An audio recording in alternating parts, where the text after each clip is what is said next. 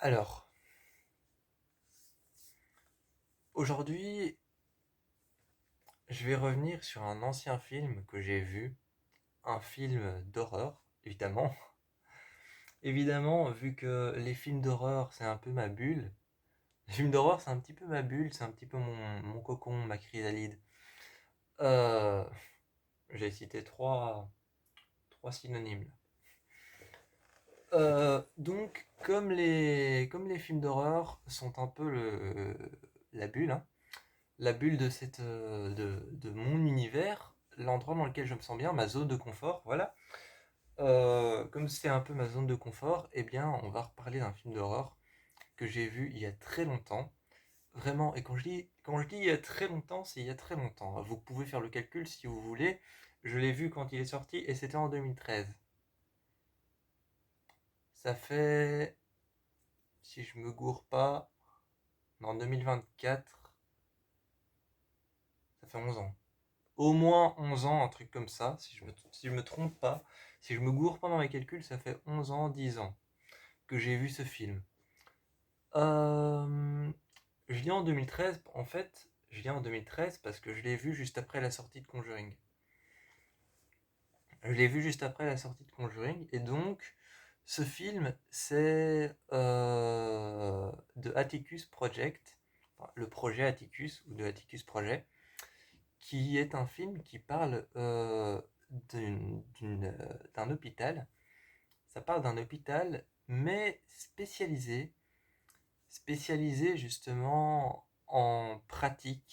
de, en pratique de faire passer des tests à des gens pour pouvoir évaluer si oui ou non ils ont des pouvoirs surnaturels ou surhumains. Enfin, pas surhumains, surhumain ça fait un peu penser à Marvel, mais des pouvoirs que n'aurait pas une vraie personne. Donc genre comme lire dans les pensées, prédire des événements qui ne sont pas encore arrivés, souvent les choses qu'on dit avant un exorcisme, souvent les choses qu'on dit avant le rituel de l'exorcisme. On dit, euh, on dit il y a trois choses à savoir pour savoir si la personne est vraiment possédée. Soit elle parle une autre langue qu'elle n'a jamais parlé auparavant, ou alors elle peut prédire des événements qu'elle ne connaît pas et qui sont pas encore arrivés, soit elle sait lire dans les... Voilà, enfin bref, des trucs qu'on dit avant les exorcismes, quoi. Et cet hôpital est spécialisé en ça, et tous les patients sont mis devant une plaque en métal, et derrière, il y a un médecin avec une femme qui retranscrit sur feuille la séance avec le entre parenthèses, possédé, entre guillemets, possédé. Et, euh, Et ces personnes ont tout un don de savoir tout de suite ce qui se passe.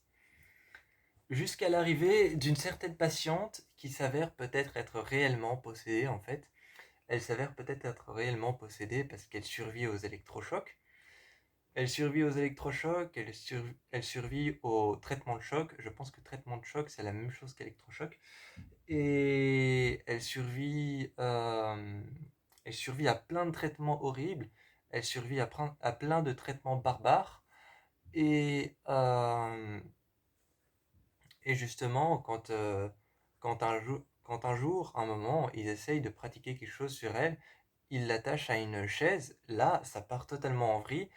Et je me souviens elle commence à vomir des substances noires. Il y a des substances noires qui sortent de son corps. Et elle commence à parler des langues qu'elle ne connaissait pas. Et donc là, on commence vraiment à se poser la question, est-ce qu'elle est possédée? Et c'est un film un peu documentaire.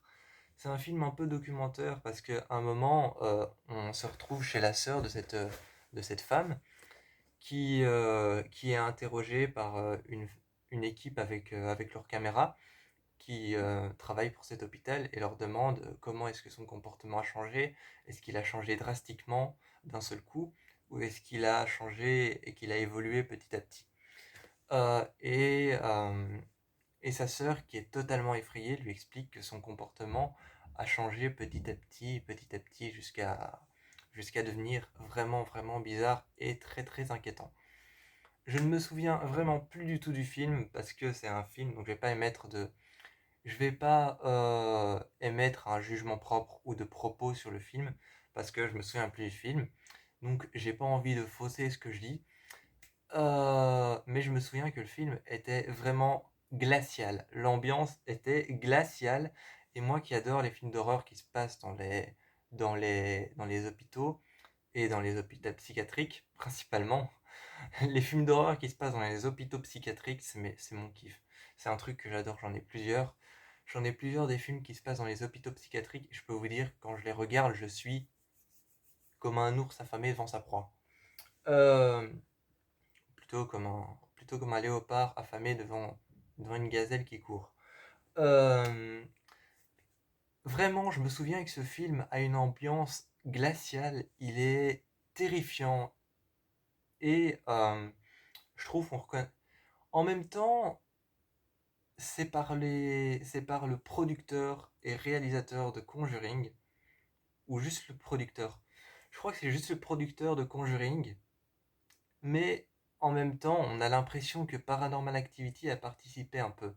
Parce qu'il y a parfois des moments où c'est filmé par une caméra, il y a parfois des moments où on voit justement des gens avec une caméra sur le dos et toute une équipe de caméramans qui vient filmer une séance parce que la séance a été demandée d'être filmée.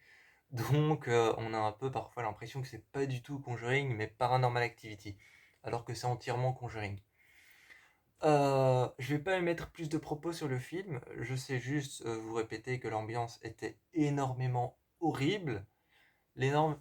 En fait, l'énormité de l'ambiance de ce film, c'était qu'on te montrait vraiment comment ça se passait dans les hôpitaux psychiatriques, en fait. On te montrait le plus possible comment ça se passait dans un hôpital psychiatrique. Si un patient ne respectait pas les règles, il se faisait électrocuter par électrochoc.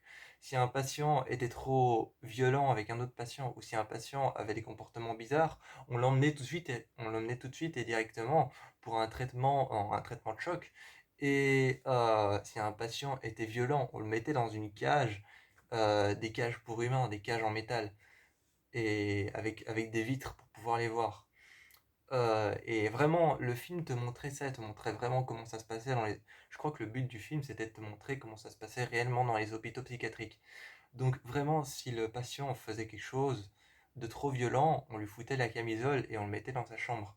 On le mettait dans un endroit, un cachot, et on le mettait en camisole là, tout seul. On le mettait en camisole là, dans cet endroit et on attendait qu'il se mette à hurler, à crier pour pouvoir enfin se décider à le nourrir, à lui donner à manger. Enfin, à le nourrir, à lui donner à manger. Pléonasme, Hugo.